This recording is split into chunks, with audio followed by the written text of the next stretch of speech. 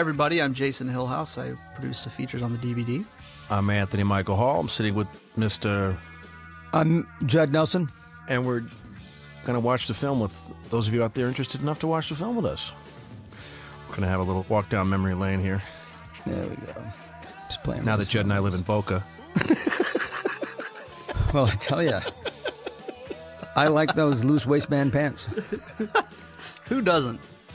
As long as I can bring my little fold-out chair to the beach, I'm always happy. I have a small lapdog now and a large Cadillac. I have a lot of gray now. Giving me everything inside and out, and love strange, surreal in the dark. Think of the tender things that we were working on. Slow change may pull us apart when the light gets in your heart. Now there's a person, this is a woman I have to tip my hat to, Dee Dee Allen. Incredible. Before I knew what editing was about, this woman was really an interesting presence. And it was cool, too, how she would come to the set, remember? She would kind of really work closely with John, which was really cool to see that. And also that's the first time that I'd ever been looping where she made me feel that the worst I could do would be the production track. That it's possible in looping to improve a performance, and right. So from that moment on, it's like now I don't get all like why didn't we get that on the set? And also at the time, I think the studio as well as John. I mean, I was too young to appreciate it, but I mean, I think that everybody was thrilled that this woman who would cut all these classic movies like Reds and Dog Day Afternoon and classic Bonnie films. and Clyde. Yeah, it was a great choice to arm John with. And she was a real ally for him. And also there were a lot of overlaps, which they, as a rule, don't like, which is when one character in a close-up is talking. And then somebody talks over camera, like this. And then somebody talks over. Sorry. Sorry. Judd and I both need a shave, and here we are. And a wax. You want to explain for the people at home that don't know what looping is? Looping is kind of slang term for post-sync dubbing, which is when on a movie set you've shot something, but a plane went overhead, then you have to redo that in the studio. And you have to get the picture synced up with the sound. So the technical term is ADR, which stands for automated dialogue replacement, but in the industry we call it looping. As Judd was telling that story before, it's a cool thing to learn. It's part of our craft that you can often make a performance better, and you can come back in and add some element or dimension to it, which helps, if you can help. And it's hard to take stuff that's off camera, that overlaps on camera, and keep it in the movie. If you're not on camera and you talk over the guy on camera, they can't use either piece. I think she was able to save a lot of it, and that was very important to a lot of those high-octane scenes. Definitely.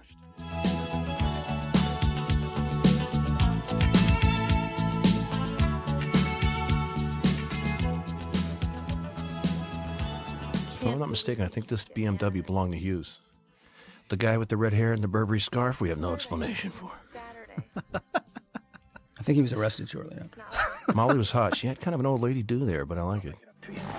Honey, ditching class to go shopping doesn't make you a defective. Have a good day.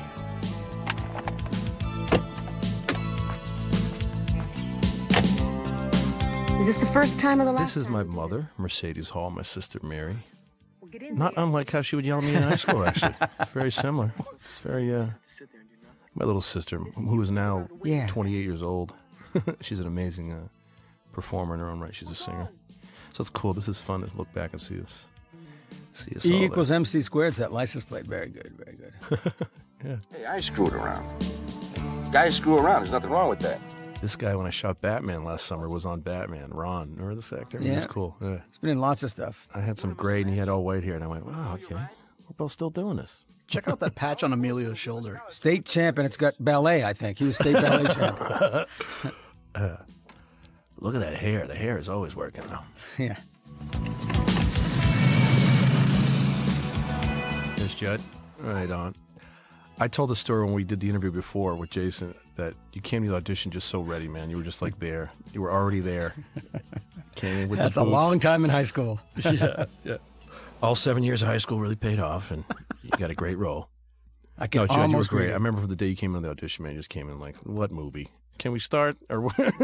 You were just like, even in these rehearsals, because John, if you remember, man, we did rehearsals in this space because this art department had kind of constructed this, and it was inside a gymnasium. So we had the benefit of like working as if it were a stage, and it was already there, ready for us. Yeah. And it was cool because the studio took over the school in a way so we could turn their gymnasium into this library.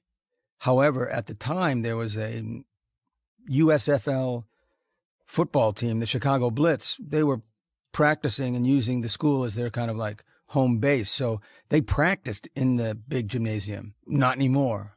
It became the library, and they went to the old small gym or had to go outside, and it was Chicago, and when it was really cold, and they hated us. These hulking dudes would be like, yeah, get out of the way. I miss Paul, man. Paul was great. He was a cool guy, man. Well, here we are. He had two favorite topics, Mickey Mantle and Bob Dylan. We would always talk about one or the other. And he knew a lot. Yeah, a lot. Fun guy. And he loved to mix it up. It's great to work with actors that, try to promote a response. He was really fun at having fun with it as an actor. He was really great to hate. You know what I mean? And he came up with so much stuff, weird stuff. When he's alone in those hallways, he's always doing something. Speaking of which, you had that was your improv. I love that. Talking to Louis, then catching it. That was awesome. But yeah, he said, let's keep it. And I said, why? Because Molly was really grossed out by it, just legitimately. So it was like, yeah. But that was the point. Yeah. You really did it, though. Yeah. I just did it in a rehearsal, and he said, can you do that again? I go, all day long. Yeah, long before I knew what the method was, Judd was laying down, putting down work, pissing people off whenever possible in the character. Oh, it was great. Of no less than 1,000 words, describing to me who you think you are. Speaking of pissing people off with the football team, how did you wind up out there catching punts and stuff like that? Well, we would have breaks. A lot of times there'd be certain scene changes, and some lighting stuff was very complex because the room, if they're showing the whole room, it's a very deep space, and so it might take a couple hours.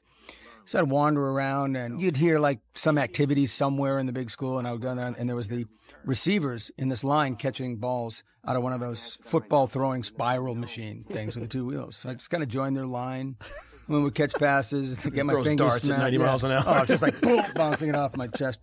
And some guy was walking outside, and he goes, "You want to shag some punts?" And I was like, "Yeah, okay." I went out there. My God, that ball was kicked like a mile in the air. I'm really lucky I didn't get hit in the face and knocked unconscious or killed by one of those punts. But it was fun. Take a bit of the edge off, so I behaved myself. You in costume out there catching punts with the guys in pads running at you. And... No. Just me alone with the place with kicker. With the punter. Yeah, no, there was no team. He was just kicking missiles that went 60 yards. Just unbelievable. It was like BB. And then I go, where's he?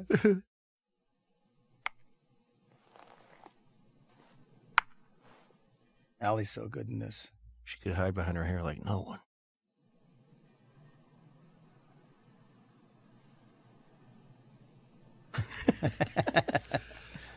See, this is where it was cool where we had John. He was definitely a collaborative director and sought to get the best out of us all and was looking for behavior, So I think the wisdom of he and Dee Dee Allen and their choices and making this all work, because we had so much footage, is great to see. All these years later, we take it for granted what we see the final cut to be. But the truth is that, like we were talking about, Dee Dee would come to the set and she would closely work with John. And also he gave us the freedom to kind of play and just have fun. And certain things like the stuff you're seeing with Judd spinning around, sticking a pen in my mouth, all the stupid stuff. We had no idea it would arrive in the film or be a part of it. I didn't. We were just kind of having fun. But once we knew what the space was, we had the parameters. It was kind of like, Rehearsal was key. Yeah, it was like shooting a play. That's how I recollect and I look back at it. We shot this play for 35 days and we were... Mostly in sequence? Yeah. Yeah, we were fortunate to be extracted from Hollywood and all of a sudden in this, suburban gym of Illinois, not far from where John had grown up. So it was a fortunate thing that we felt like we were shooting a play because we also had a week of rehearsal, which was to this day. We had I don't more think than I've a never. week. Was it more? We had more than a week. In fact, we weren't done with our rehearsal time when Hughes went, "We're ready. Let's go." I mean, all the work we've done, staying, keeping our faces in the industry since and maintaining our careers. It's still to this day. I don't think I've ever had that since. It was a real rehearsal. Yeah, it was a real luxury. It was also a lot of fun because it really bonded us. It gave us a chance to get a sense of where we were all at, and also made the work better. Yeah. And we'd built real history. As opposed to that, you believe you've made up a history. We actually had real experiences, even if it's something as simple as dinner 4 nights in a row. You at least have some real past, and things will reveal themselves to you further along in the work. And Hughes really wanted it to sound authentic. So he never limited us. Yeah. He always, if you came up with something, you never felt like, oh, wow, we took it beyond the text, big deal. He was always looking for it to kind of get to that point anyway.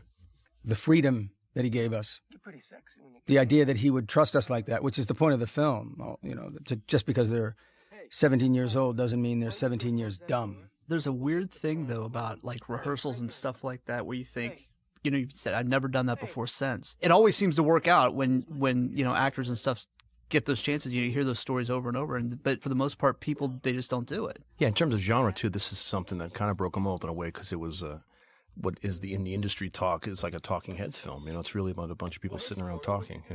So again, the play analogy comes to play. We really felt like we were. I remember rehearsing and we were in these positions. I remember walking into that space and John going, "Okay, you sit over here." We would rehearse these scenes. So by the time we shot them, we all had a good sense of each other. We were a solid group, and we also knew where we were going with it.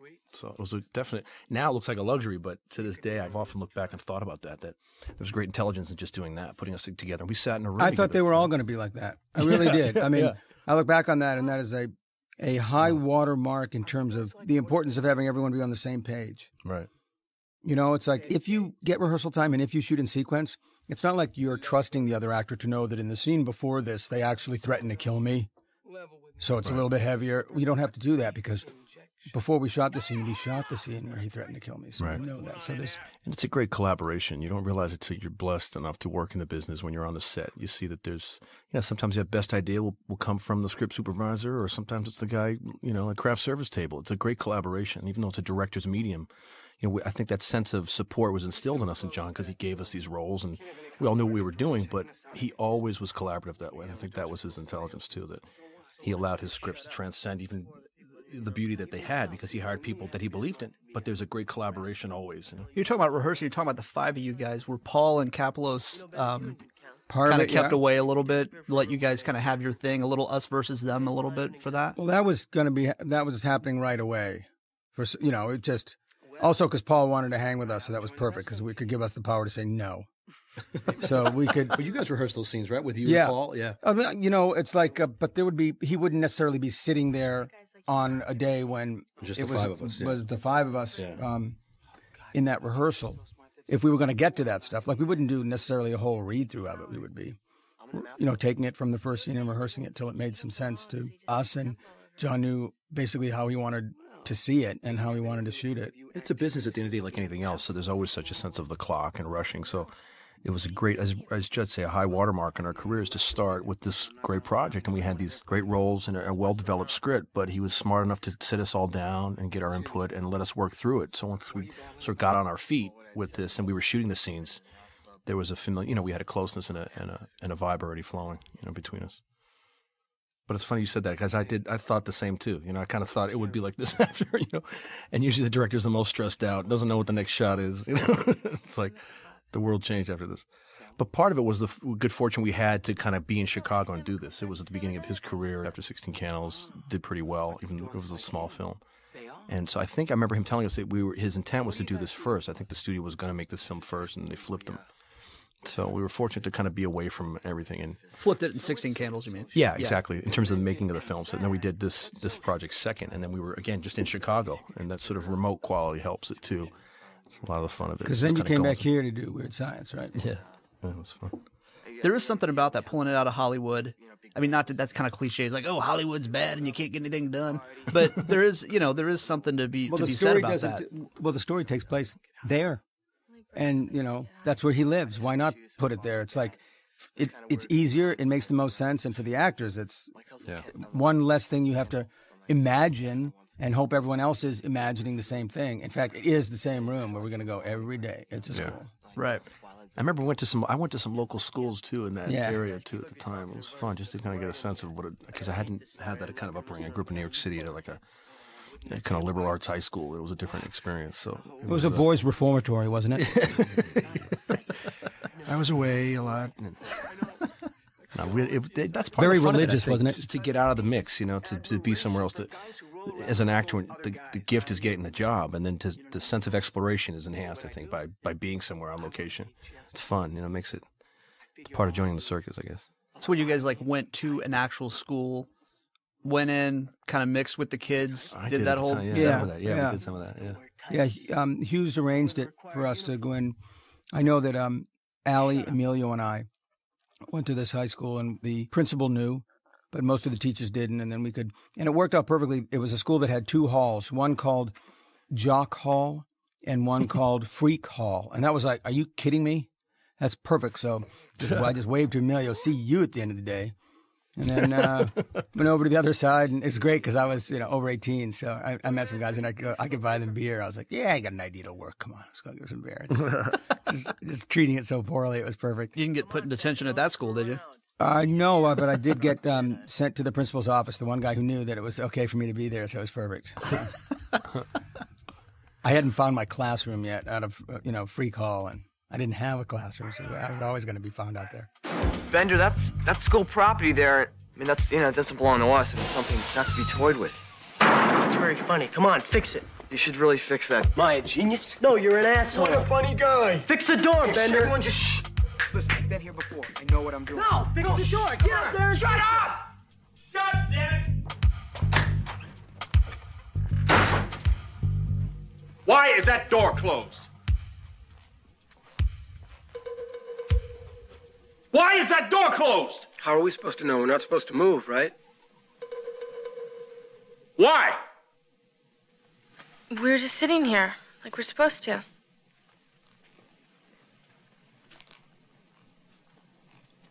Who closed that door? Did you think on me? Well, you gonna sell me out. Closed, sir. Who? It's kind of a big moment, actually, though, that they don't sell you out. It's kind of like the first little bonding moment. Like, don't do it, don't do it, don't do it, and then it's actually a really interesting scene here. Yeah, you're right. They back you after you've been such a dick the whole time already. But it's funny because it's like that's why Hughes is such a good writer. It's like you think that they're like separate from each other, but when he's in the room, we are very much aligned. It's just that notion of the authority figure. He's always trying so hardball. It's great. That's why it's so good. It's get out here, Andrew. This is the best. Watch him put his hands on his hips. This is the greatest. He's waiting for it. And Emil's so upset that he gets called to do it. It's great. Andrew Clark. Get up here. Come on, front and center. Let's go. Hey, how come Andrew It's gets... funny. The more I look at this, Gleason does almost embody this like 1950s dad to all of us, You're right, it's like the separation of state here. We got to. And he's like, and Emil wipes out over the thing. It's great. That's very clever, sir. He's so upset, Paul. It's great. I think violating fire codes and endangering the lives of children would be unwise at this juncture in your career, sir. All right. What are you doing with this? What are you doing with it? Get out of here, for God's sake. All of a sudden, it's his fault. Yeah, he flips it on him. Yeah. Comes equipped with fire exits at either end of the library. There I am, bobblehead in row 1. That's funny. It's so amazing that we're like trapped on film. At this is just like a snapshot of where we were. You're not fooling anybody, Bender. The next screw that falls See him out. give him the finger. You. Eat my shorts. What was that? You know what's funny, I think, also is that because of the rehearsal process, we get to know more about each other a little bit. So it's more fun. Even the getting angry with each other's more fun when you realize that you don't have to make sure that they know it's a scene. You're past that point. It's like, now we can not waste any of that time. It's like, let's just... Right. Yeah. Because we had a rapport with each other, too. You can start to talk to the actor, not the role. Yeah. It's cool. Are you through? No. I'm doing society a favor. So? That's another one, right? I love how you just regress here. Yeah, it's not. I'm losing this argument. You want another one? Yes. You got it. You got another one right there. That's another one, pal. Cut it out. You through? Not even close, bud. Good. You got one more right there. You really think I give a shit? Another. You through? How many is that? That's 7, including the one when we first came in and you asked Mr. Vernon here whether Barry Manilow knew that he raided his closet. Now it's 8. You stay out of it. Excuse me, sir, it's 7. Shut up, Pee-wee. Pee-wee. I don't know, I'm working with that hairdo. It's like a pompadour comb over. I don't know what the hell that is. I got you. Judd had some cool hair, though. Look at that. What can I say? I'm thrilled. Oh, I'm sure that's exactly what you want these people. He's great, Paul. It's just like Clarence Beeks. You want to spend a little more time trying to do something with yourself and a little less time trying to impress people. You might be better off. Right, that's it. I'm going to be right outside those doors. The next time I have to come in here, I'm cracking skulls.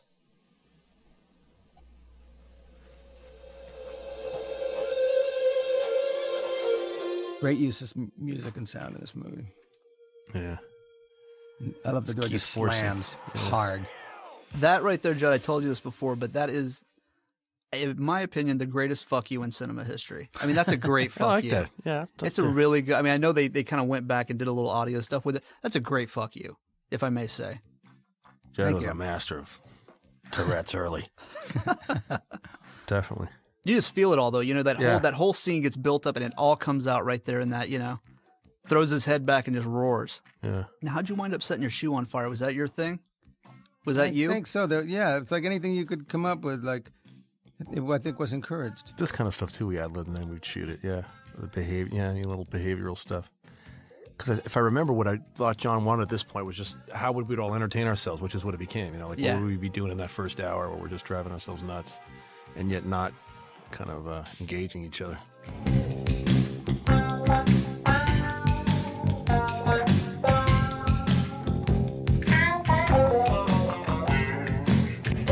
That's good editing stuff, too, to pick the pieces that will work.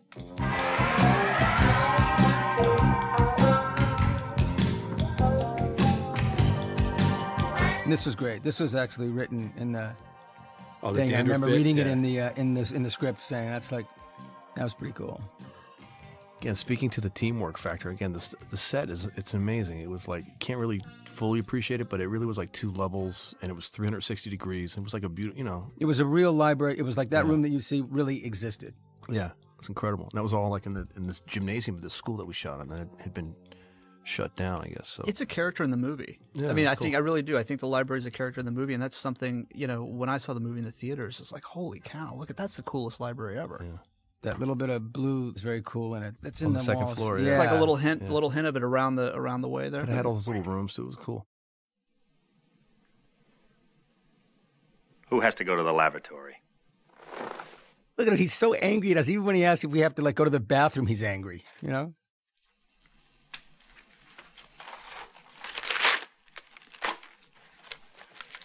Yeah, this was lucky. This piece of paper that falls on her desk was luck. Oh, yeah. Then when we got closer, then you have to match it and, drop the paper in. But that was just, that it landed on her desk couldn't have been more perfect. Sets up the Bob Forrest story later.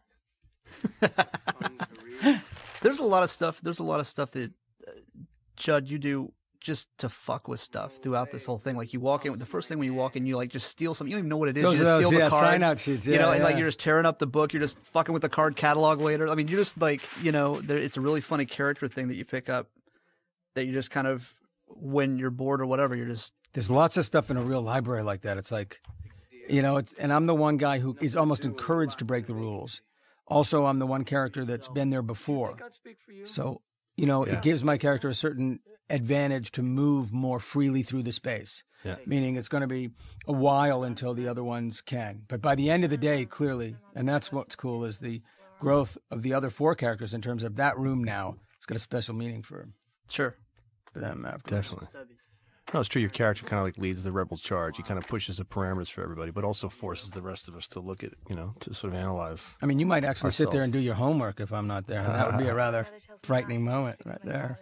No, but it's the way in which you antagonize her that kind of sets the stage for everybody testing each other. It's cool. Emilio has an interesting thing where he kind of bounces between everybody too, where he he talks to Molly. They're a little bit probably on the more social kind of whatever, but he confronts you, Judd, here and there. He stands up for you, Mike. Mm-hmm. He kind of is a weird little hub for the, Judd, you may be driving the whole thing, but Emilio's kind of almost a touchstone for everybody a little bit to have a relationship with early on anyway, which is an interesting role for him in the dynamic, I think. Well, you also can't tell really, are they all telling the truth? Are none of them telling the truth? At what levels of the truth are they at any given point in the story? And it's all different for all 5. until certain points where it can all even up to the same, and that's really the growth of the idea of the movie. You're an idiot anyway. But if you say you get along with your parents, well, you're a liar, too.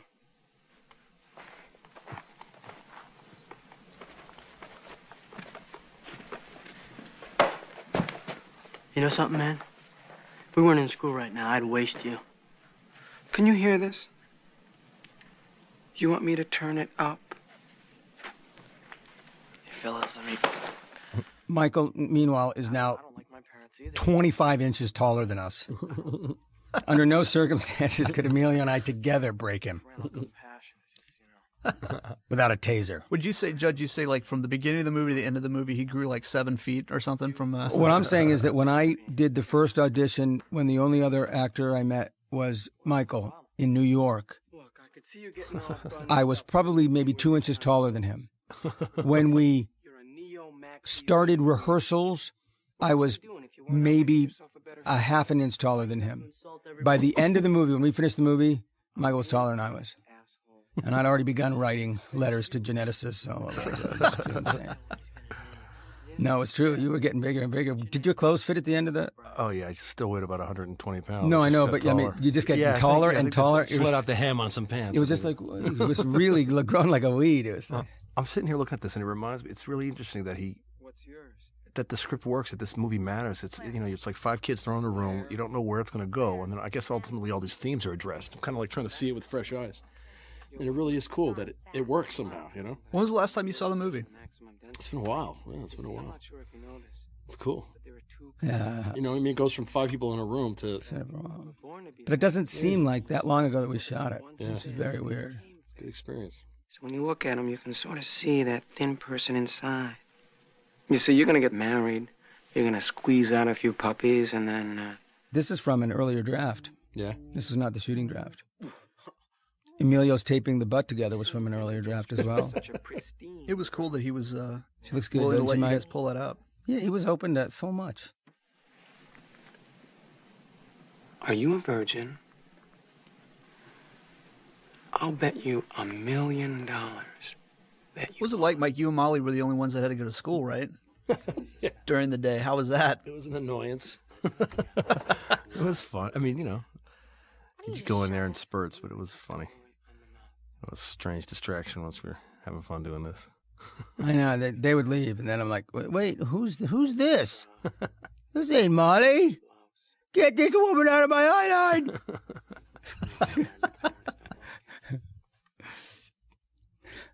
I love it's all in the eyes. Oh, it's great. It's that blue. It's that blue. That neon stuff is great. No bra. Well sunbuttoned. Calvin's in a ball on the front seat past 11 on a school night. Leave her alone. She just takes that too. Emilio breaks it, but she stares you right in the face while you know what I mean. Like this a lot of those Calvins were hip. That's right. But you know that's great. Like you're really laying it. You do the thing with your eyes. You're kind of like really uncomfortable. A lot of girls, but she just sat there and just took that. It's pretty cool. I like that she sits in the front row. He just walked up on the table. I remember that. You and how many of your friends? Allie taking the blade is really cool. Just me. That's what I always liked about it. You and me. 2 hits. Like my worried look in the middle there? Yeah.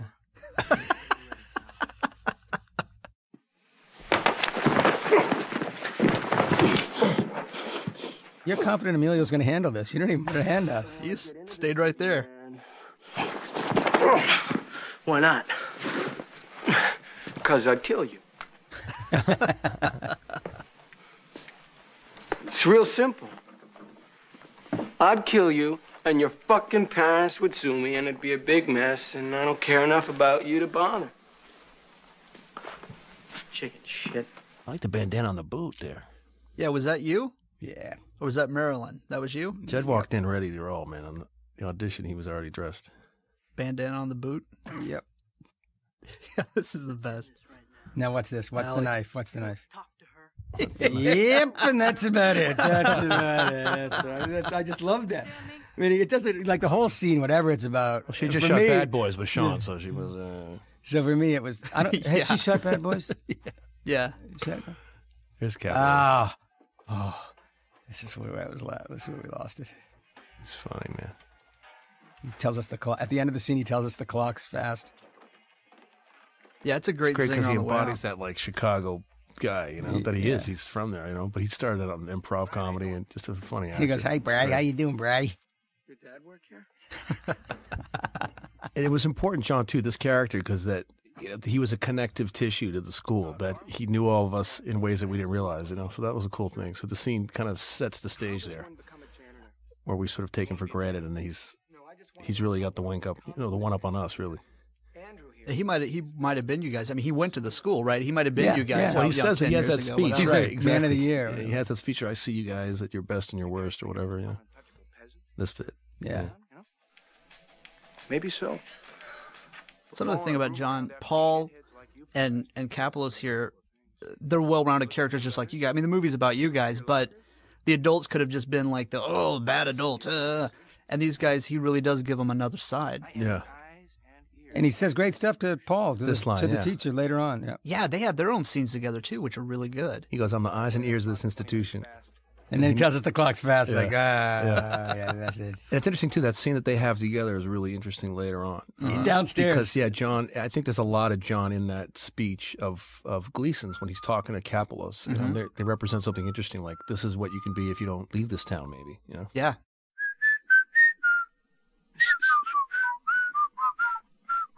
That tune was like, I don't know why that tune goes in my head. Yeah, he had the Bridger River Choir thing. I think because you remembered in the original film there was that whole whistling sequence that was part of this old movie. But So- I thought it was cool that Hughes has that character whistle that song. It's like, again, it shows a bit more interesting a history than what you would expect. Yeah, you might not think he's seen a whole lot of movies or something like He's that. certainly but that's seen something that he picked one, up yeah. on. That's This right. one was definitely one of John's jokes. It was in the script that we would start whistling this, and then Yeah. it becomes a little symphony before he breaks it up here. Here. Well, I think the cafeteria would be a more suitable place for us to eat lunch in, sir. Well, I don't care what you think. He's so angry with us all the time. It's great. Dick. Excuse me, Rich. Will milk be made available to us? We're extremely thirsty, sir. So disrespectful. Low tolerance for dehydration. I've seen her dehydrate, sir. It's pretty gross. Relax. I'll get it. There's definitely a shift now. Now we're all playing him. He's like, grab some wood there, bub. What do you think? I was born yesterday? You think I'm going to have you roaming these halls? He's just dropping every cliche. Andrew gets chosen again. And you. Hey! What's her name? Wake her up. Hey, come on your feet, Missy, let's go. There's no rest home. Has she spoken yet? No. Hey, how great is that, right? Let's go. Just staring at him. She's so good. What's your poison? What do you drink? The sign is pumping irony too back there. Freedom for all. Yep. We're all stuck in school. That's it. Locked in the library. She's so good. Vodka. When do you drink vodka? Whenever. A lot? First time she looks up. She's so pretty, too. Why are you here? Why are you here?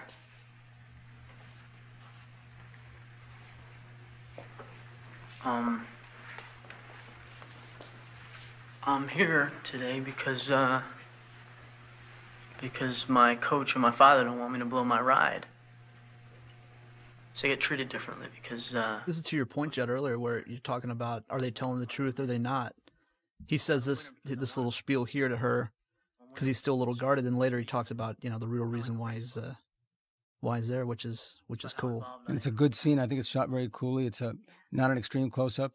It's like a medium close-up, and they're in the sides of the frame, facing each other like that. It's very nice. Now, why don't you tell me why you're And you're not hearing anything in the background. It's just like they're against white walls, and it's very cool. The themes are cool there too, because really what they're talking about, they're testing the projection of each other's parents. I'm doing this because my dad wants me to do this, basically. Look how you're sitting there. It's so cool. I always love that. You could not be more wrapped up. Dr. Gangley. How'd you hold that position for so long? I don't know, man. This was so funny. This elephantitis and that stuff. Would you ever consider dating a guy like this? Can't you just leave me alone? I mean, if he has This line. personality, was a good dancer. By the way, we actually had a He photo was a reference good in one of those dancer, books. yeah, That we yeah. actually, and the guy's balls look like a huge medicine ball. I don't think you can. The man was never. Was that like a real picture in the Yes. book? Yeah, Oh, yeah, yeah. yes, But the it's guy a real- never. I don't think he ever owned a pair of pants. I think he had to wear. I think he was destined for skirts all his life because he had. No, it was just like I'm serious. it It was a was a photo. We had picture. a picture of it. Remember? Yeah, it was great. Did you find it it? was, Did you find it there? was They like brought this. it in? Remember those things? You know the things you do abs It's on? like it was like bigger. that It was between like a kangaroo ball, like one of those kangaroo balls as a kid. I kid you not. a wrecking ball. And oh that, my god! and that's for why a it set made of it, balls. and that's why it made it even funnier to us. The whole notion. I go, you ever consider dating a guy like this? It's like, I go, you know, what if you had a, you know, he was a good dresser, a good dancer, you know, if he had a nice car, and then what do I say? Although you probably have to ride in the back because it's nuts and ride shotgun. Right. His balls like- would always get in the way. That presently you and he are riding the hobby horse. Oh, pig. No, I'm not. John said I was a cheer, and I said I wasn't. That's it. That's all was said. Well, then what were you motioning to Claire This for? film paid for those braces. They did a magnificent job. Oy. Motioning to Claire? You know he's lying, right? Were you or were you not motioning to Claire? Yeah, but it was only because I didn't want to know I was a virgin, okay? So innocent, you know. It's so What nice. happened to me? I'm a virgin. I'm sorry. Why didn't you let me know you were a virgin? Because it's personal business. It's my personal, private business. Well, Brian, it doesn't sound like you're doing any business. I think it's okay for a guy to be a virgin. You do?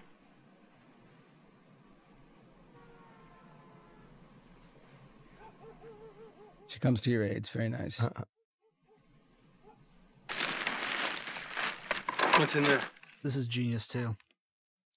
Emilio's lunch. You're wearing it. It's just Great so line. silly, just like so overt, you know, like. By the way, this is when sushi was kind of new as a national thing, so it was kind of. I remember I was thinking that was a pretty cool joke. Which Like she means, like, brings the sushi to bento work box, right yeah. now. Everyone's like, yeah, Yeah. you get sushi at Whole Foods, but And you let it sit all day. if I remember that was something funny to John that she'd bring her own sushi. Rice, raw fish, and seaweed. You won't accept a guy's tongue in your mouth and you're going to eat Where he that? came from, this part of the world in suburban Illinois was somewhat affluent, and it definitely was. And so, it wasn't uncommon. Like you'd see, I guess kids in certain places It'd be in so Texas. pretentious to bring that to Yeah. a detention Right, or It's they'd great. be driven to school, or they'd have their own BMW if not driven to school. No, it was so effective. It was such a subtle little thing, but it really did, I love it. He comes from more of a blue collar setting, so he just gets whatever the groceries were in the fridge that day. Just unloaded the pantry. Oh, into but that the bag. athlete, like all the, you know what's so cool is this: what these 5 people have for lunch or don't have is so consistent from beginning to end in this film. Hughes wrote a great script. Now, was this? Let's talk about that. The lunch stuff. Allie doing the pixie sticks and the whole thing. That rules. And Yeah. And this whole thing, was this in the script or was this stuff you guys And brought that to was it? in the script. This bit was right with her and Her sushi, her putting the sugar on and the Captain Crunch Right. was that's in the script. the swizzle sticks. Yeah, This is just like, because I remember we were getting ready to do it because Allie, is a reasonally healthy person, and that was quite a lunch for I her remember that it day. kind of grossed her out to do that. It Yeah, was like, Yeah. she was like buzzing for like 7 days. She was a health food fan early on. Yeah, and that's eating like sugar and Captain Crunch. Yeah. And Coca-Cola. It's so great how into it she is making it too.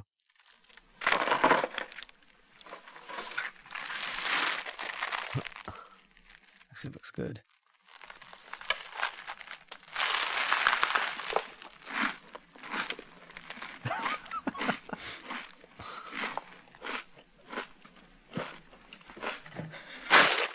It's so great because it's this whole thing is like such little character things, but it also winds up being this bonding thing for you guys as well. I gave him a good slap here, though. Milk? Soup. Right there. And I was like, sorry, man. See, you look at your hand and you're... Emilio's sandwiches kept falling apart, didn't they? Well, Brian, this is a very nutritious lunch.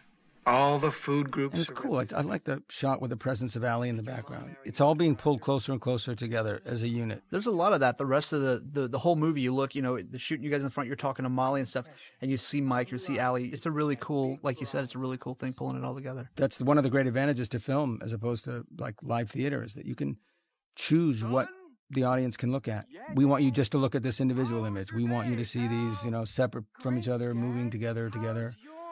And it becomes a task for John and our DP at the time was a guy named Thomas Del Ruth who shot this, that when you have a movie with 5 people in a room, you want to use wide-angle lenses or things to incorporate, keep other, the He shot The alive. West Wing, too. He shot the show The West Wing, which is a very kind of classy-looking show. Yeah, he and his brother, they went on to have a very successful rental company, and they're also cinematographers now, both of them. Matthew as well. Remember Matthew, his brother, Leonetti? Yeah. Thomas was our DP, but then his brother was an AC, but he became a DP, and they have a big rental house now. Really? Yeah. Oh!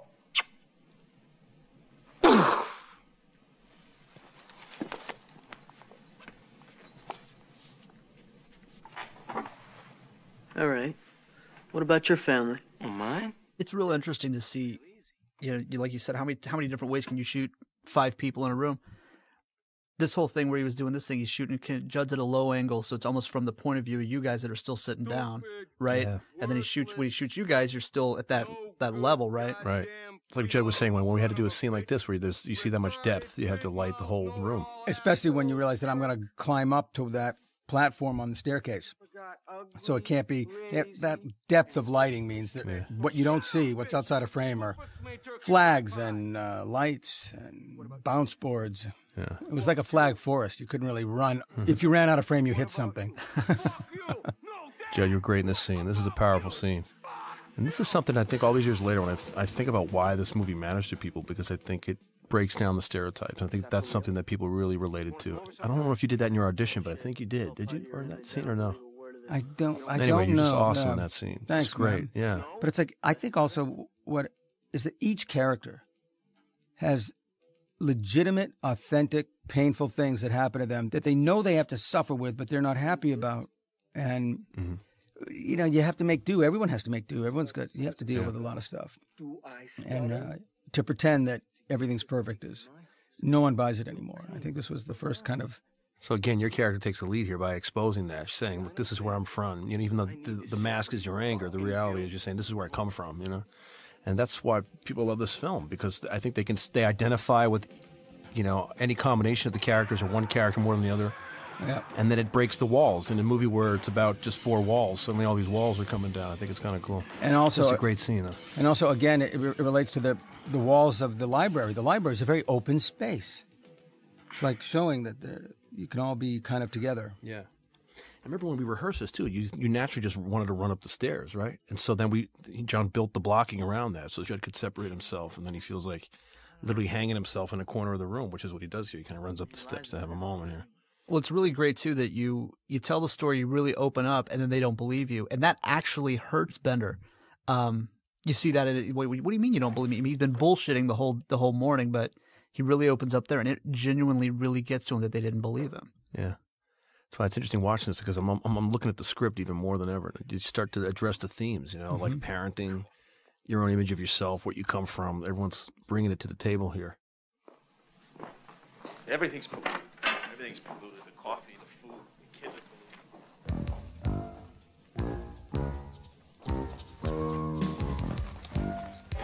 I don't even remember thinking that I understood that concept then when we were making the film, that the simplicity of one room unlocking all that potential was really, you really had something in mind here.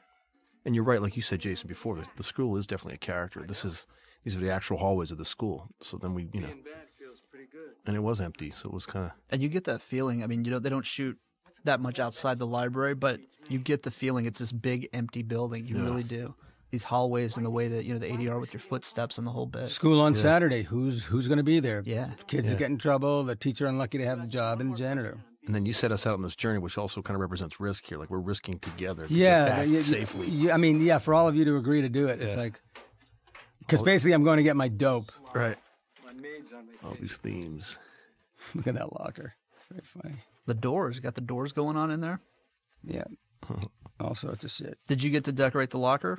I got to remove things that were incredibly bad that I was like, I ain't putting that in there. Meaning, for that particular character, I don't think we got, we wouldn't have any soft, like, it's a little bit soft rock vibe for me. So let's take Hall & Oates out. Shut up, Dink.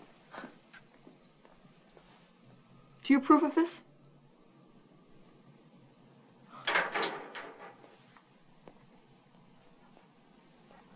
She's already taken my knife. Now she's going to take my luck. There you go.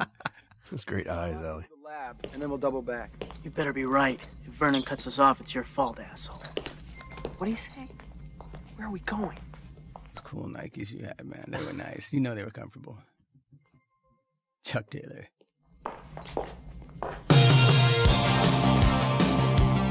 Look at Allie. Music. Here we go. Look at Allie. So great.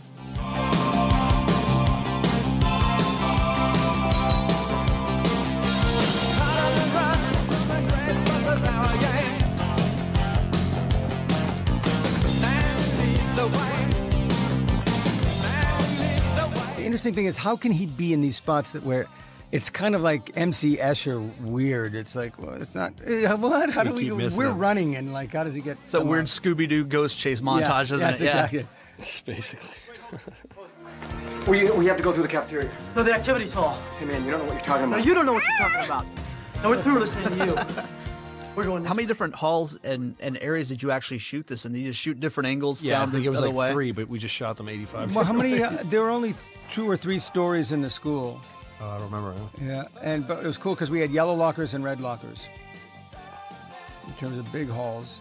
Today we shoot with a lot of Steadicam in the industry, which is a system where the camera's rigged on a harness to the operator and then kind of floats on an arm freely. But I remember we were shooting those scenes. It was like, I think that was like my first experience shooting with Steadicam. And I remember thinking, oh, that's kind of cool. I'm gonna run down those hallways. No. Just me. What do you mean? Get back to the library. Keep you're doing it on. That little gate that we run into was really there because there was a special corner of the school that was really used for problem kids. On the weekends, they would have to go there. So I would just go there and torture them at the gate. Every Saturday, because we shot 6 days a week, so we were shooting there on Saturday, and every Saturday there'd be that little gate would be up, and I'd go down there, and there'd be 1 or 2 kids, and I'd be like, "How you doing, you losers?" Go, "What are you talking about?" I go, "What do you got to do about it?" It just kept me so psyched up, and then I could go back and do the scenes. It was just incredibly cruel of them. Really, I don't remember that. Just yelling at them through the gate. Yeah, just go, "Hey, anybody there?" I go, "Hey, I'm gonna go smoke. You want?" "Oh, you can't." That's right. Yeah, that's right. This is like a separate gym. This is where we'd run into the Blitz. The Blitz would be like doing drills in here. Not liking it because it's that linoleum floor. Yeah, and he let me put on that one sneaker because I said, in the gym there's always like a random lost shoe in the gym. I go, "Let's have one. I'll put that one on." He's just like, "Okay." Thinking of trying out for a scholarship. Give me the ball, Bender. Give me that ball. And I did it different every time, and I knew he was going to try and kill me at this point. I knew. Yeah, it's like. Also, that was the end of one of the many takes. Yeah, jump out of the shoe. You guys work well together. And you just left the shoe there. He was great. Yeah, I really liked to work with him because it's like he's just shoving me. It's like he's not going to fake you, and I like that. To go to the gymnasium. I'm sorry to inform you, you're going to be without his services.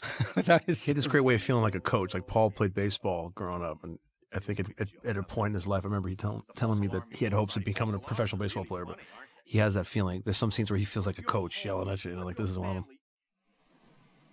What if your dope was on fire? Impossible, sir. It's in Johnson's underwear. And I know that Hughes and I talked about that. It was that thing because I never said that in the script. Oh, really? And it's like, if you really say where the thing is, no one will believe you because, the audience already knows where it is. Now, if I tell him it's in his pants, he's not going to, there's no way that the teacher's going to believe that. So let's just say it anyway because all that makes crazy is Brian. Because Brian's got his pants. Like, how can you tell him that? He's like, don't worry, he's not going to look. Well, Paul made it to the, what did he make it to the minors, right? Yeah, he played minor league baseball. Let's go. Hey, keep your fucking hands off me! I expect better manners from you, Dick. I've never seen that library again, so it was John Corso was our production designer. Great job. Yeah, he did. Jennifer Polito. It's so crazy though because Gleason being such like the quote unquote bad guy, especially in this scene. But you feel, I mean, at least in that last scene, you feel for him too. Yeah, you do. And what he's saying here is true as well. And he hasn't really done anything wrong to us. It's what he represents. But someday, man, someday. It's this whole notion, no one will believe you. Yeah, believe me, that's you're where a bad guy. Who cares about you? I'm a good guy. People like me. It's like that kind of sick thing that gets twisted there, but you almost feel sympathy for him in the last scene because you're such a dick, and he's like, "What do you do with this kid?" And then he does this, and you're like, "Oh wait, don't do that." And he's funny in the scene with Kapelos. Kapelos tells him, he goes, "These are the kids they're going to be looking at." I also think it's interesting what he said about your own pathetic life. He's saying that to you, but he's really projecting that of himself. I mean, that's the thing. Everybody gets trapped, and we're all forced to look at our own pathetic lives, which I think is where the onion starts getting peeled. Yeah. Well, and Kapelos points it out to him later. Yeah. Thought it was going to be a cush job, and now you're here on a Saturday. And that scene's great. He's like, and he goes, "Oh, Mr. Wilson, history of mental illness." I really thought Paul was going to whack me here too. It was great. Yeah, this is a good scene. How many times did you guys do this? I don't know. But I was giving him a hard time all the time, so I thought you thought like literally any possible take he's going to whack you in the head. I thought on this one, I thought I was going to get hit. One shot. That's all I need. Just one swing. Gutless. Well, again, there's conflict. There's conflict in all these scenes somehow. Here he's testing Judd. They're testing each other out. It's great. He's gonna be gutless. That's what I thought. You're a gutless turd. Gutless turd. But it's so great. It's like the second point we get to see you be vulnerable, Judd. There a little bit. You know what I mean? Where you got the facade and stuff on, and it's kind of coming back here where you're getting angry again. But for that minute, you're a little kid again. You're 17. I keep showing off for the other kids, and it ain't working out so great for me. I'm now locked in the room. Talk about this joke that you tell here. Well, in the catwalk thing, yeah. There wasn't one written. It was just silent. I walk through and then I fall through the ceiling. And I asked John. I said, maybe I should say something. Go up, lead up to a joke, and then I fall through before the punchline. And then we tried for a while to come up with a joke that had the punchline be, "I forgot my pencil," which was the first thing that was shot when I come through the roof, which we shot a little bit before. Right. And we couldn't come up with a joke that would have that as a punchline. And so I said, why don't I just tell the joke, and right when I get to a punchline, fall through, and then it doesn't matter. Cool. And kind of wrote that with him, yeah. And so I did one. He goes, "Okay, as long as you do it silent first." So I went through, did it silent. It was just a short piece of this little roof area that they'd built. And I did one where I made up a joke, and it was incredibly wrong. And Hughes just went, "We cannot use that joke. That is ridiculous." And I go, "Okay, that was just for me. Let me try one more." And then I did this one, which had all the elements of all classic, porn jokes, blondes, nudity, dogs, sausage, bar, blonde, whatever. Just so. And there's no punchline. What is this? What is that? What is that? What is that noise? What noise? Really, sir, there wasn't any noise.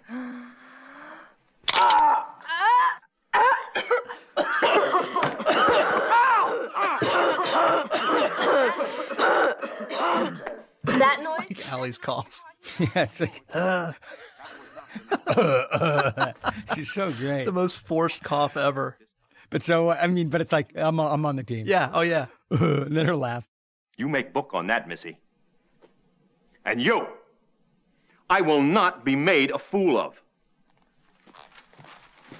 I will not be made a fool of, and he's got the toilet seat top.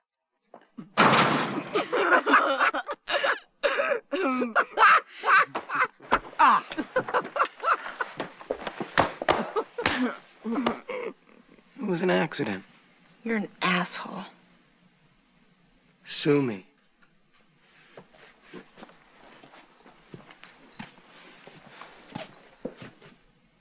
So, Ahab, kipe on my doobage?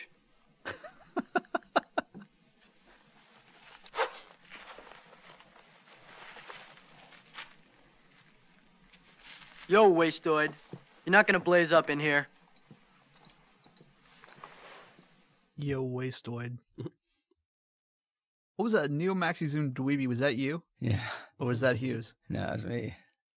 Where'd that come from? Somewhere in high school, I don't know. dweeb. Came from somewhere in high school. And I was like, I don't know. Just get, every rehearsal you change it. A lot of times you change things to kind of amuse yourself, and then keep adding to it, or who knows what it means. But it's worked itself right into pop culture history. Yeah, I know. It's bizarre. Not just a dweeb, but like a neo. I mean, there's a lot to it.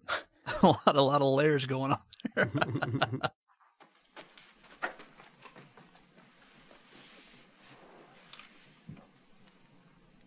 I like the fact that you make that move to the back. You know what I mean? You're like third, actually second, because I'm going back. Then mine, it's like great. You're looking at the junk like, what, you gonna do it? You take it first. You were so mortified when they poured it out of the locker too. Michael said, "That's marijuana." Oh, this is great when he does that scene that just goes right to the files. Oh, this is the stuff that's great. Oh my God. Bob Forrest retired after this.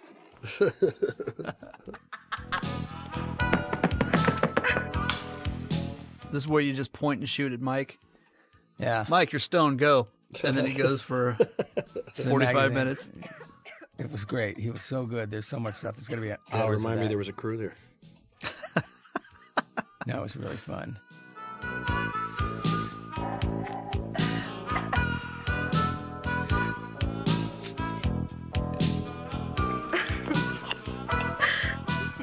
Chicks cannot hold their smoke.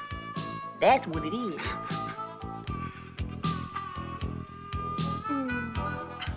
Do you know how popular I am? I'm so popular. Everybody loves me so much. This is great stuff for her character as well. She's so good in this, When you say that. Yeah, it's now that everybody's high, everyone starts slipping. Yeah, I am so popular. So great. She's just wasted. The truth comes out. 5.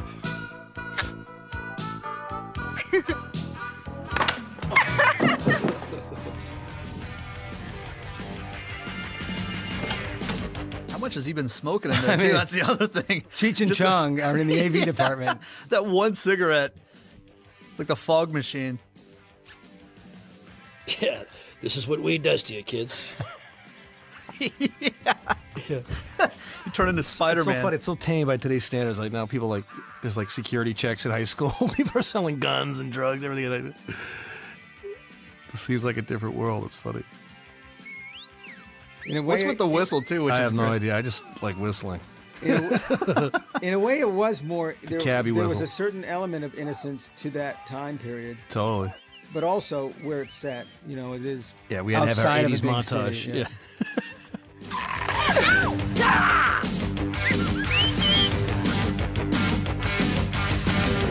Look at that. He's got so much in him coming out right there, Then he breaks the glass. It's just cathartic. Andrew went on to become an opera singer. This is it. Oh, Mr. Tierney. A history of slight mental illness. No wonder he's so A history of mental illness. He's great there. And he's busted here too, which is great. It's one of my favorite scenes. I love this. How much? What's happening? What are you doing in the basement files? Oh, nothing here. I'm just doing a little homework here. Homework, huh? Yeah. Confidential files. Huh? Well, look, Carl, this is a highly sensitive Look at area. Kapelos. It's so great. Got him over the barrel. But Paul's so real too. It's great.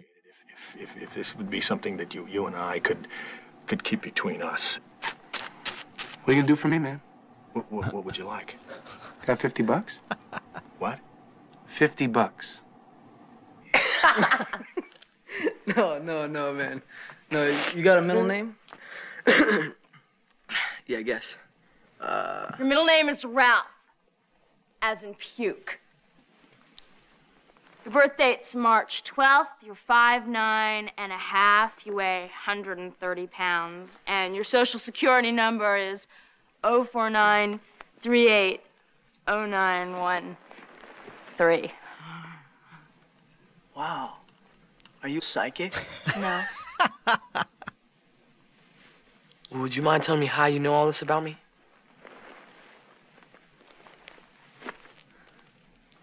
I stole your wallet. Give it to me. No. Give it. This is great. You're a thief, too, huh? I'm not a thief. Multi-talented. Sort of steal. $2 and a beaver shot. I love that line. $2 and a beaver shot. All right, let's see it. It's all in my wallet still. You brushing your teeth with Molly's makeup? Yeah, with her eyebrow brush. Are all these your girlfriends? Some of them. What about the others? Well, some I consider my girlfriends, and some I just consider. Consider what? Whether or not I want to hang out with them. You don't believe in just one guy, one girl? Do you? Yeah. That's the way it should be. No, not for me. Why not? She looks so good, doesn't How come you she? got so much shit in your purse? How come you have so many girlfriends? I asked you first. I don't know. I guess I never threw anything away. Neither do I. See, Hughes, that's great. That's a great Hughes exchange right there. The worst fake idea I've ever Yeah. seen. This is great Hughes too. You realize you made yourself 68? What do you need a fake ID for? That's so funny. So I can vote. So I can vote. This is great. He's so nervous. He's so nervous about getting the ID that he blows his math. Come on, he's not a guy that makes math mistakes. Also cool that we're willing to go through each other's shit at this point. It's pretty Yeah, funny. Yeah. And that's just like, whoa. She just grosses us out. It's like tampons But flying it's out kind of of scary, and it's kind of wonderful about this character. You know what I mean? It's like Yeah. that she feels compelled to have to be ready to go at any given moment. It's very sad. What is all that stuff? Do you always carry this much shit in your bag? Yeah. I always carry this much shit in my bag. You never know when you may have to jam. She doesn't talk much. You can tell. It's always Yeah. when it comes out of her mouth, like, has 100 meanings. Every word's really deliberate too. Like she's unpracticed. Yeah, in yeah, talking, it is. so. It is. Why do you have to do anything? My home life is unsatisfying. So you're saying you'd subject yourself to the violent dangers of these Chicago streets because your home life is unsatisfying? I don't have to run away and live in the street. I can run away and I can go to the ocean. I can go to the country. I can go to the mountains. I could go to Israel, Africa, Afghanistan. She's so good in this. Yeah, from beginning to end. I think it's an incredible performance. Yeah. She stops herself there, like she starts getting on a roll and then she stops herself. Yeah, because it's about, like, I guess that, not to get actorish or whatever, but I mean, it's sort of subtext. It's like how she's feeling when she's saying it, that you feel. You feel it in her eyes that she's going to burst, you know? Yeah. It's real. It's more than her words. Well, everyone's home life is unsatisfying. And if it wasn't, people would live with their parents forever. Yeah, I understand. It's great Hughes. Great line. What, guys like you and me. It's great because he remains stoned. You know, he's like... Yeah. And I think I'm the cool... Yeah, I feel like he's appeared now because he's... Yeah. No deal, Sporto. Forget it. Leave me alone. Wait a minute. Now you're carrying all that crap around in your purse. Either you really want to run away, or you want people to think you want to run away. Eat shit. The girl is an island of herself. Okay? See, what's great is that he did get stoned for the first time, so he's great. It's like, you know what I mean? His character, was if all of a sudden was pulling together, to be like, no, there's no way. Hey. You want to talk? No. Why not? Go away. Where do you want me to go? Go away.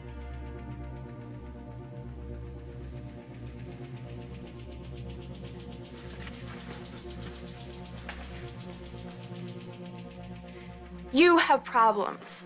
Oh, I have problems. You do everything everybody ever tells you to do. That is a problem. Okay, fine. But I didn't dump my purse out on the couch and invite people into my problems. Did I? I think it's cool because they kind of mirror each other here. They see that they're both holding on to stuff. Yeah. You know, people talk about, like, it's kind of weird they hook up, but throughout the whole movie, you know, they go to get the milk or whatever earlier, and they have these little moments before the end where they, you know. And she just looks right at him or right away. It's like this, it's mesmerizing. If Andy doesn't go for this, you know. I remember it being important to John, too, that in this scene that he sees that she sees him for the first time, which is this moment here where he knows that she's really kind of looking into him. Yeah, she wants help right there. And then he sees her beauty at the same time. Again, it's a testament to John and Dee Dee Allen, you know, because they really once a film is made, a lot of the magic is making sense of all the footage. Sure. And I remember her coming to the set saying that she had so much footage because we shot, whatever it was, 10 hours a day. Just, everybody had to have coverage, so we had performances from everybody all day. So I remember thinking, like, when we'd leave the set, you'd be pretty tired. It did feel like we were doing a play all day. Yeah. Because we'd get into stuff. It was great. I love the scene, too. What did you want to be when you were young? When I was a kid, I wanted to be John Lennon. I know that was from John, because I remember him saying that. Carl, don't be... Hughes or Kapelos? Yeah, Hughes. I'm trying to make a serious point here. Carl, I've been teaching. It's like, what a write-off. Yeah, what exactly. a dick. Yeah. Oh, I did want to be John Lennon, you bastard. Yeah. These kids get more and more arrogant. Oh, bullshit, man. Come on, Vern. The kids haven't changed. You have. It's like an establishment and anti-establishment discussion, yeah. You took a teaching position. Both sides. You thought it'd be fun, right? Thought you could have summer vacations off? And then you found out it was actually work. That really bummed you out. These kids turned on me. They think I'm a big fucking joke. Come on. Listen, Vern, if you were 16, what would you think of you? I love that. You think I give one rat's ass what these kids think of me? Yes, I do. You think about this. When you get old, these kids, when I get old, they're going to be running the country. Yeah? Now, this is the thought that wakes me up in the middle of the night. That when I get older, these kids are going to take care of me. I wouldn't count on it. And the theater goes nuts, man. I don't know. Did you guys see that? You guys ever get a chance to see it in the theater with an audience and stuff? Did you go see the movie? Yeah, I did at times. Yeah, that was fun. That was always, however many payoff. times I saw it in the theater went nuts when he said I wouldn't count on it. Everybody just cheered. I love that scene too because it represents so much of why the film I think worked because it's like people's projection of themselves and then how everyone really sees you. Yeah, you know? And that's. Again, I think it's one of these core things that. And also, Paul's so real in that something. scene. Paul is so. There's something about Paul so good in that scene. It's like you go, he's just a real guy there trying to get by too. It's yeah. Like, he kind of lets his guard down a little bit there, right? He's got his character Yeah. that he puts on. He lets it down for a little bit there. Yes. I do that. I'll do anything sexual. I don't need $1 million to do it either. Allie the freak. I already have. I've done just about everything there is, except a few things that are illegal. I'm a nymphomaniac. Lie. Are your parents aware of this? The only person I told was my shrink. What did he do when you told him? He nailed me. Very nice. I don't think that from a legal standpoint, what he did can be construed as rape since I paid him. He's an adult. Yeah. He's married, too. Oh. Do you have any idea how completely gross that is? Well, the first few times. First few times? You mean you did it more than once? Sure. Are you crazy?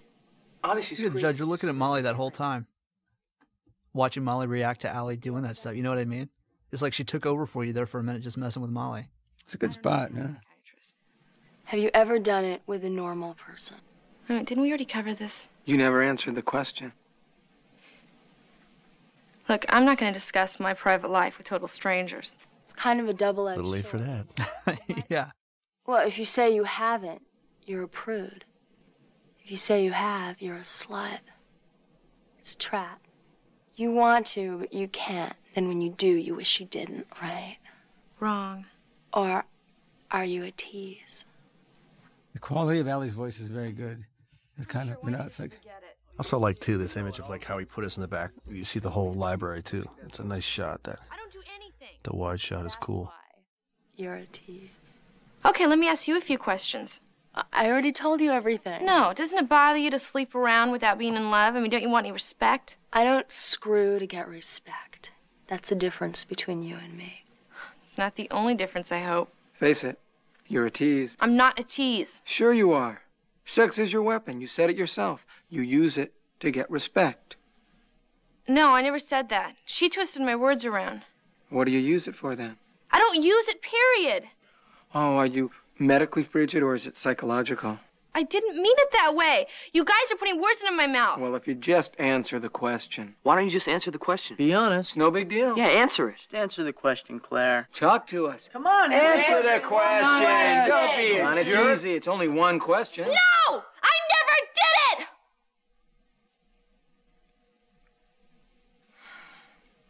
I never did it either.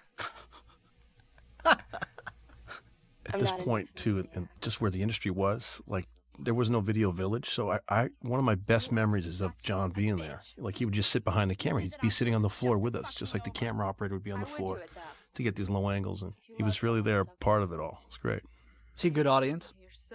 Oh, he definitely was. Yeah, and he was a real audience, and he wanted to be moved and affected. That was a great lesson to see a director lends his project like that, to be that invested in it. It's cool. It's a tricky thing where you have a director, and sometimes they can be like, everything you do is great. Like they want you to feel comfortable, and they want you to feel like, oh yeah, everything you do is great. But there's a bullshit meter that I think you get as an actor, where you go, no, it wasn't, and you got to get that level of trust where if John says it's good, it's good. If that kind of thing. Was he pretty good about that too? Yeah, I mean, without telling you sucked or something. But. No, he had to be. Well, that's the thing. You have to be very pragmatic as a director, always aware of the clock. So in lieu of all that, I never felt like he was rushing us. Just the opposite. I think he would work on your performance with you. It was cool. And he would give us the freedom to try things. He would allow us to know that we maybe tried something that was no good too. Like you do something that's no good, and he wouldn't say, "Oh, that's not very good." He would look at us and be like, "Yeah, I guess that one wasn't so good." You know what I mean? He would let us find it for ourselves. And there's a paternal instinct I think that directors need to have, but with him, he felt more like a big brother. He wanted us to shine. He wanted to see us get the best out of it. So he was never really precious about his words or anything, which I found to be really cool. It was cool, even after all that rehearsal, that even once you get on set, the crew's around, the pressure's kind of on a little bit, like you said. Time's a factor, trying to get the day, and he still gave you time even after all that. That classic image that. There was a saying of, I guess, Jack Lemmon's where he talked about magic time. Like, John was a director that appreciated that. When the camera's rolling, he was the first audience. He was the guy right there with you, watching as if, it was like one of your parents in the bleachers or something. So that was a really cool thing, because he was the writer. And, of course, we wanted to, in that sort of paternal spirit, we wanted to impress him to be happy with what we were doing. At the same time, it was never any finger pointing. It wasn't, he just kind of guided you through the performance. And he had a great way of, I think, empowering all of us to put our best foot forward. It was cool. His scripts have a lot of heart, and Hughes has a lot of heart. He can hear the truth, I think. And if we did something that had strayed, that sounded like that color of truth that he wanted, then it would stay. He also was, I just found him very encouraging. Yeah. As a person and as a director. Totally. And that's like a captain.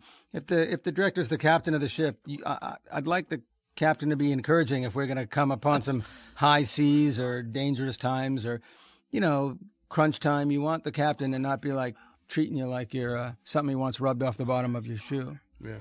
Because, I think we would have done anything for him. I think we probably still would. It's interesting, too, because in the structure of the film, it all leads back to these scenes, I guess, where everybody becomes therapy at the end here, where we're all sitting around. Yeah. Literally like a group therapy, as is the image of the wide shot, Yeah, that trust is important. You want your other actors to be alive in the scene, And because this in real time came later for us, as it does in the movie, shooting in sequence, It's like you don't have to earn the respect from the people around you. Right. It's already done. And suddenly the only redemption that we can find is with each other. And that's the surprise, I think, at this point, where everyone is like peeling away, becoming naked to each other. Well, I think that's part of the reason why it's so important, too, the way they cut this.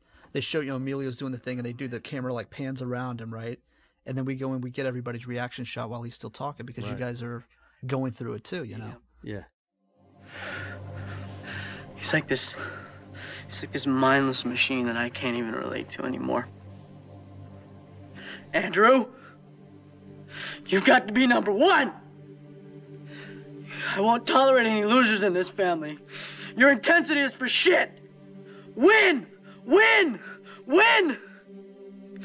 You son of a bitch. Sometimes I wish my knee would give. Then I wouldn't be able to wrestle anymore. And he could forget all about me. I think your old man and my old man should get together and go bowling.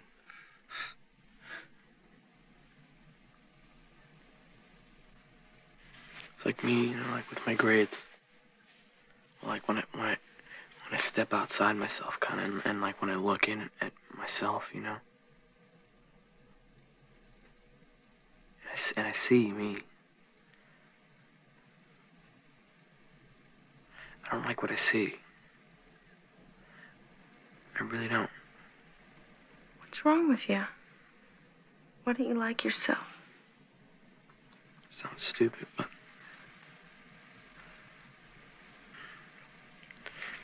because I'm failing shop. We had this assignment, you know, to make this like a ceramic elephant, and we had 8 weeks to do it, and then, you know, we're supposed to. It was like a lamp, and when you pull the trunk, the light was supposed to go on. You know, but my light didn't go on. I got an F on it. I've never gotten an F in my life.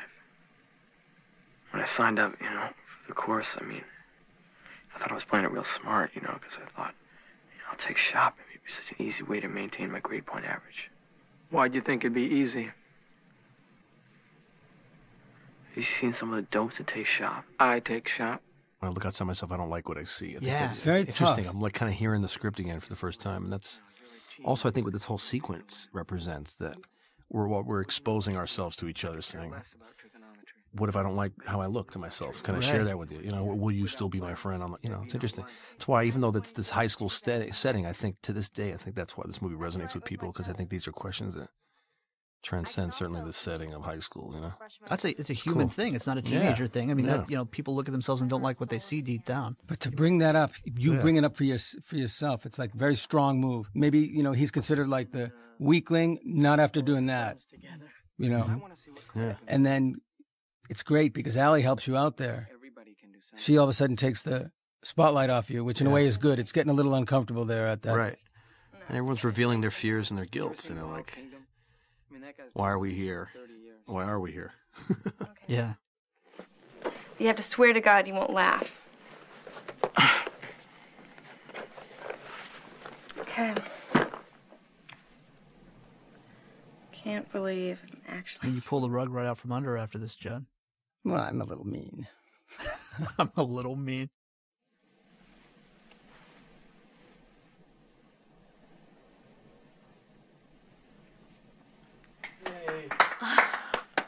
All right. That's great. When'd you learn to do that? Camp, 7th grade.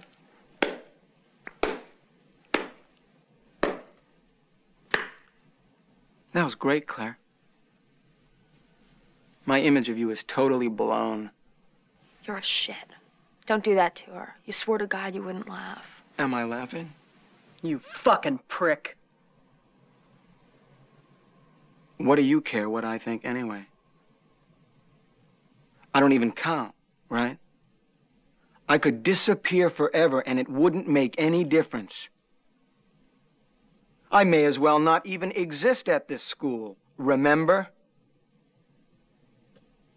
Bender's got a good memory.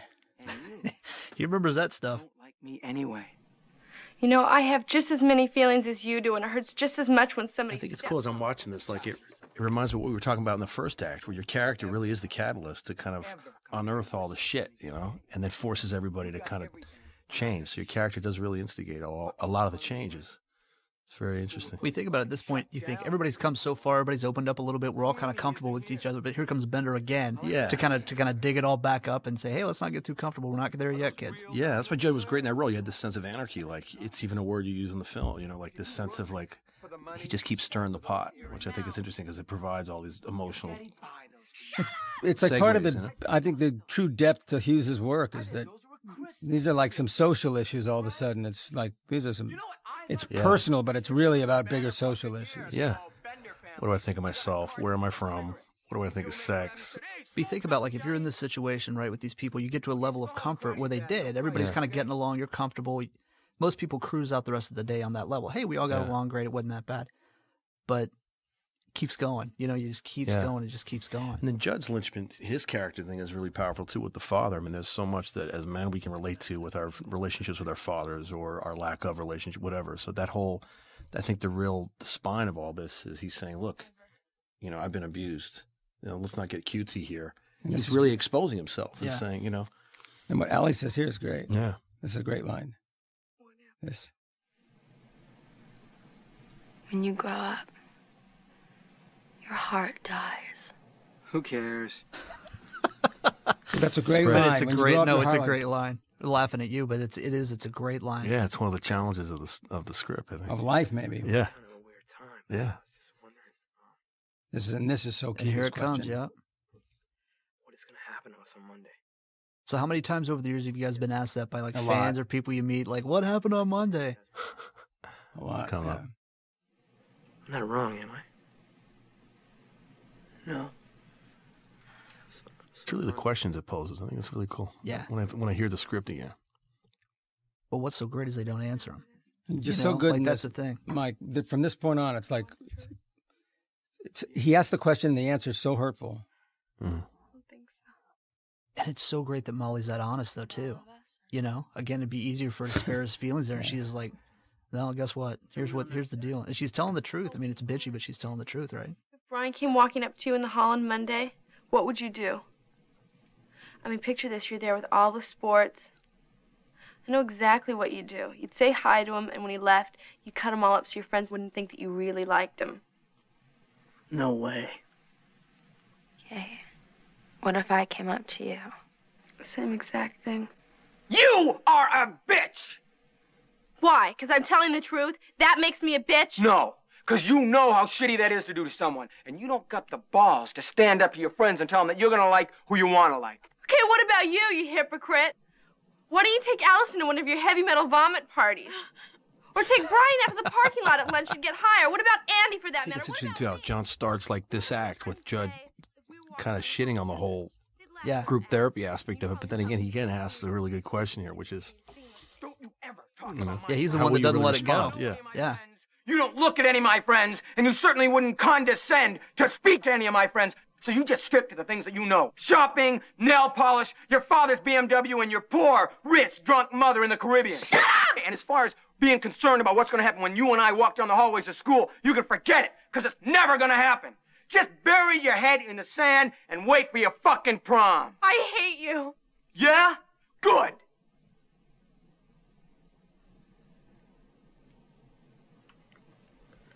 Okay, then I assume Alice and I are better people than you guys, huh? Us weirdos.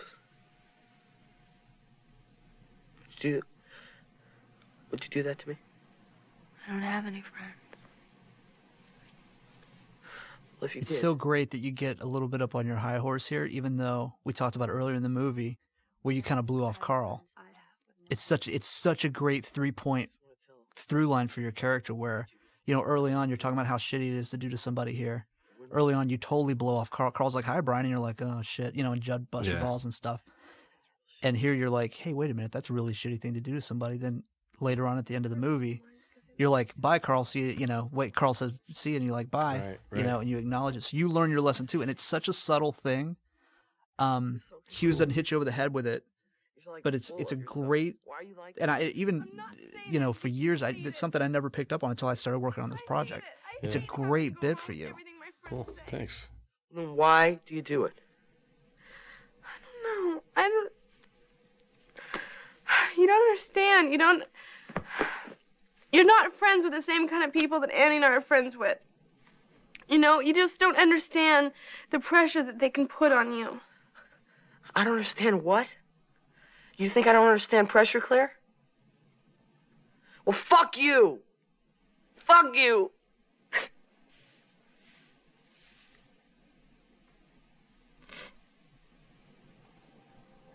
You know why I'm here today? So great. You keep your head in your arm there for that too. I was mustering up the tears.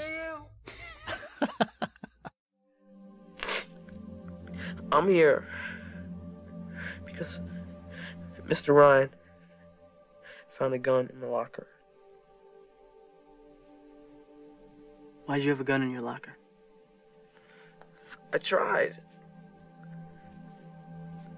When you pull the fucking trunk on, the light's supposed to go on. It didn't go on, I mean, What's the gun for, Brian? Just forget it. You brought it up, man. We can't have an F. I can't have it. I know my parents can't have it. Even if I ace the rest of the semester, I'm still only a B. And everything's ruined for me. Brian.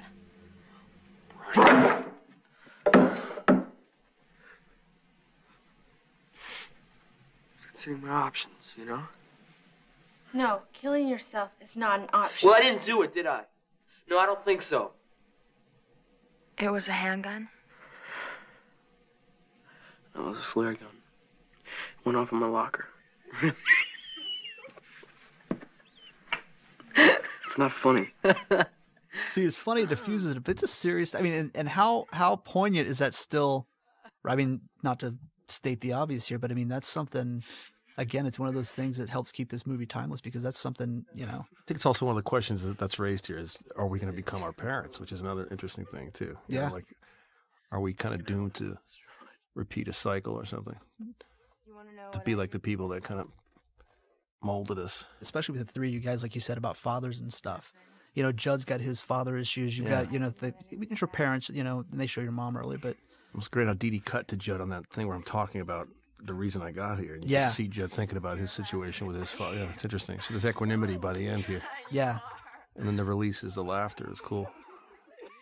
But it's great because the distance that Michael's character goes, that is such a great performance, Michael. I'm serious, man. Thanks, You're man. like, he's very unhappy and very upset. and is, by the end of the scene, laughing with us. It's you know. It's quite the gamut just in that little, you know, 5 minutes or whatever. I mean, you run quite a you push all the buttons, you know. Yeah. You gotta hit the tears, the laughter, the whole 80s thing. dance. Yeah. Here we go.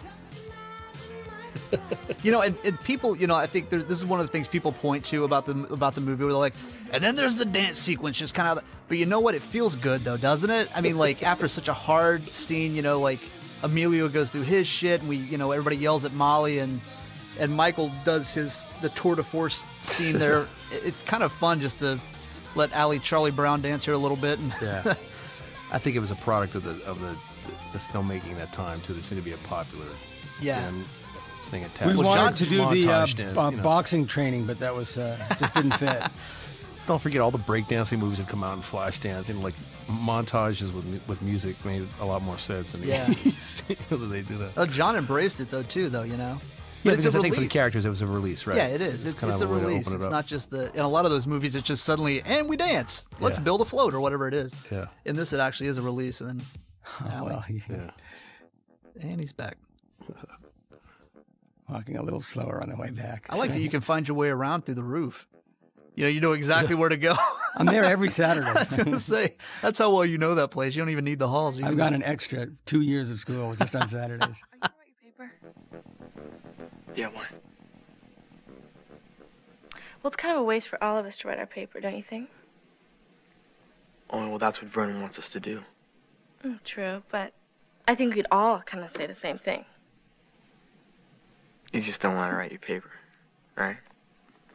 True, but you're the smartest, right?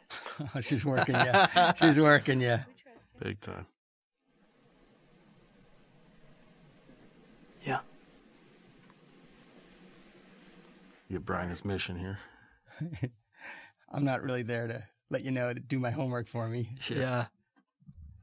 But he feels important and accepted though by that. I mean, even though they're pawning it off to some extent, it's a great feeling for Brian where he's like, hey, I'm part of the group here. Come on. Where are we going? Come on. It was a great thing that he gave them this too. You know, that John gave them, you know, everybody's kind of connecting as a group thing, but for the girls to really have a moment, I thought was really cool. Well, I got to tell you, I really like the way Allie looks before the changeover. You know what I mean? Yeah. You know, you really do look a lot better without all that black shit on your eyes. Hey. Oh, bonding. Yeah, we get into the debate with, you know, a lot of the people we interviewed, we asked everybody kind of on one side or the other, you know, did Allie sell out? Did she not? All that stuff. And I know we talked about it with you guys too, but it's funny even to hear Allie talk about it. I think everybody kind of agrees. It's not like she looked so bad before, you know, but it's a nice thing. It's a nice thing. It's a connection. It's not really about selling out. It's that they're connecting with each other, Right. which is nice. It's certainly when the film begins, they're on different planets. Yeah. Yeah. And Molly's at a place where she is willing to kind of do something, and Allie's in a place where she'll let her, which is nice. You lost?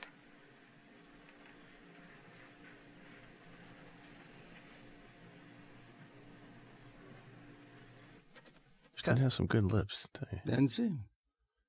Beautiful. I like this piece of music by Keith Forsey. This is a guy that John hired that was a successful record producer, did like a lot of the Billy Idol stuff and Simple Minds he had produced. But that was also a talent. Like he knew that this guy could score a movie. He just knew he was ready to do that. So it was cool. I like this piece of music. Hughes was so ahead of the curve on music. Yeah. He would work with it. He would bring in tapes, like he'd be doing compilation CDs and tapes on the Yeah, weekend. You know. and he would bring them to us on the set, you know, those cool, like... When there were tapes. Those of you younger enough cassette out there tapes, that don't remember tapes. But he had cool-looking ones, even those, like, metal-looking ones and clear and... Very cool. We're old now. Even past CDs, it's MP3s and stuff now, right? Remember when they invented the wheel? That was incredible. People banged rocks together and We made sang. this sometime after World War II, I think. The Great War. Yeah. But he used to take you guys to concerts and stuff, right, Mike? Yeah, John? he was cool. Like Chet said, he was really ahead of the curve on music. He was into it. Like he was aware of like Art of Noise, which was his Trevor Horn project that people know their stuff now. But so even with that piece of music, I'm sure he was like probably trying to go for that kind of thing. You know, like a... How about the fact that in 16 Candles, Molly's got a notebook that says Psychedelic Furs on it, and I don't think that had an album out yet. Why? Hughes knew. Well, and Pretty in Pink comes out however long after that, but yeah. Yeah, and he wrote to music a lot too. So a lot of times these sequences, I'm sure he knew that there'd be a certain type of piece of music playing through it. Yeah. Yeah. And nowadays, it's funny. You turn on shows, you watch shows that are like network shows like Grey's Anatomy, and it's so much like a part of the formula where they have these musical interludes that kind of tie things up or bring the audience into the third act. Or it's interesting. There's a psychology to that, just like editing. It's interesting when you see it work. It was cool. I like that. I like the music stops right on that, too. And now we're done. Yeah, here's a bit where you're nice to Carl. Group therapy's done. Right. That's that moment. Yeah. Tie it all up. See you next Saturday. That's great. And that pose right there is like now like a classic janitor pose, you know, like every, you know, there's the guy on Scrubs. That's Hughes right there. That's and great. there's Mr. Hitchcock. Yeah. There he is, baby. Mr. Hitchcock. Mr. Hughes. I like that Allie shows inhuman strength pulling this off. Oh, she's got his sweatshirt on too. That's cute. Takes it all. That school really did look like a prison, didn't it? Look at that. Yeah, it did, huh? And here comes Ron Dean. And Chicago's looking at own. her like, hey, she's going to blow your ride? Who's the chickie? Yeah. I like how he looked at her ass out the window there. That was... It's a class act from a Chicago. That's my boy. Yeah. From a Chicago gay.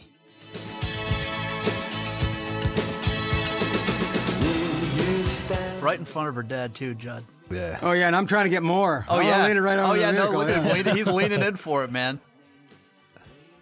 Judd was pimping. Look at him. Look at him lean in there. Try to get breastfed there. I saw that. You're trying to lean in on that. I saw you. Right in front of her dad. Tinted windows. I didn't see him. Yeah, Molly knew. She knew what those lips did to all of us.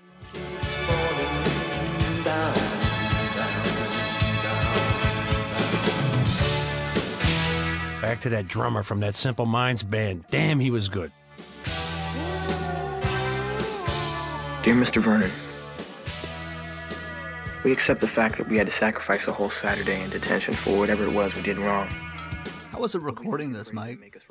Was it kind of weird, kind of reading it? Did you read the picture or anything? It was or? like on the set one day between scenes or something. Yeah. Just with the sound mixer or something, yeah. In one of those rooms there. Well, at least it wasn't like in a booth like 3 months later or something, you know? Yeah. Here it is. Here's the. Yeah, here's the shot right here, huh? Does that answer your question? Now, is this John, or is this just you, just like, what do you think when you're walking across it? I mean, obviously, now that you got the music, we got the song, we got the whole, we feel it, but look at you right there, and then freeze right there. What do you think when you're walking across the field? I don't know if I knew that it was going to be a freeze frame. Yeah, he just stood like that on camera. It was amazing. Yeah, that's actually... He's not. He's still standing there. Yeah, somehow that's knew. me holding it. That's me holding it. Like, and to keep the jacket like that with the wind going, that's was very pretty good. difficult. I think I hurt myself. They'd rig that up with strings and stuff. They're like, now the credits are still coming out of the stadium, so hold on. The credits are still coming out of the stadium. We are all alike. We are all one. There's the message. It's cool. But also, I think it's so clear from that first quote from Bowie at the very beginning. There's something about the consciousness of the students that's incredible. Listen, we had a great experience. It was a great time, beginning of our careers, and I had fun doing this. It was great. Thank you. Thanks, Universal. Thanks for re-releasing it. I think what's amazing is the notion that, I mean, I really believed that they were all going to be like that. In a way, it's kind of profoundly disappointing that they're not. You know, I thought they're going to be that rehearsed and prepared, and there's something about it when the group is forced to coalesce that makes it just wonderful. Everyone go on. People thrive under adversity. I think it was a great experience. No, you're right. We had a good time doing it. We were all thrown together, but it certainly meant more than I thought it would mean. You know, I thought it really had been a real pleasure in my career to see that this movie's affected people over the years. It's really it's a nice thing. It's why we do it. You know, so it's cool. It's a good script. Really, it's like a fast, like I've said before, it's like a fast horse. Yeah. You don't have to use your crop. Just try to stay on. Don't fall off. It's like, because this is really fun. Amen. I miss Hughes. I miss you, man. I miss you too. Well, let's go to the pub and drink about it. Okay. Talk about old times. Well, guys, listen, thanks so much. Thanks for having us. Yeah, really, it's been an an absolute treat for me. Thanks for working hard on it. Hopefully for everybody at home. Thanks to everybody here at this company and NBC Uni making it happen. Thank you.